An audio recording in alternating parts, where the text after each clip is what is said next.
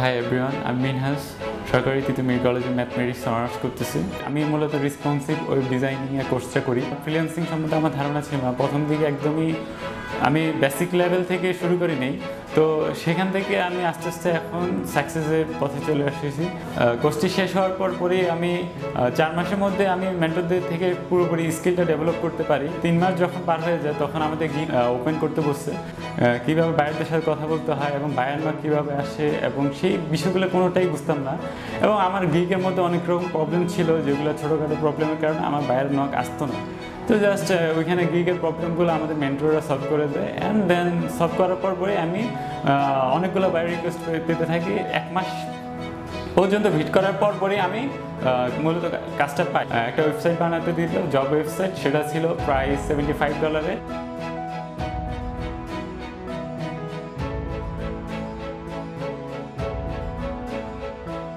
তো ক্লায়েন্ট আমাকে কাজটা দেওয়ার মূলত কারণ হচ্ছে যে বাজারে যে গিগগুলো আমরা খুলি, সাপোজ আমাদের গিগ প্রাইসটা অন্যদের তুলনায়, মানে লেভেল 1 লেভেল 2 সেলারদের তুলনায় আমাদের নিউ সেলারদের একটু গিগের প্রাইসটা কমাইতে হবে। তো আমার প্রাইসটা আগে ফার্স্টে গিগে বেশি দেওয়া ছিল, দেন আমি যখন মেন্টররা আমাকে সাপোর্ট করলো, যে বললো যে এটার প্রাইসটা একটু কমানোর জন্য, দেন আমি তাদের কথা মতো প্রাইসটা কমানোর পরে আমি কাজটা গ্রো করতে পারি। কনভারসেশনটা এতটাই ভালো ছিল যে বায়ার আমাকে ব্রাদার বলে ডাকতো, অ্যান্ড দেন ফাইনালি কাজটা আমাকে দিতে চেয়েছে। বাট আমি যখন বললাম যে কাজটা আসলে আমি একটু টাইম দিয়ে করতে চাই, তো দেন সে আমাকে আমার ইচ্ছা মতোই টাইম দেয়। বর্তমানে আমি এখন ফাইবার মার্কেট প্লেসে গ্রো করতেছি আমার জবটা।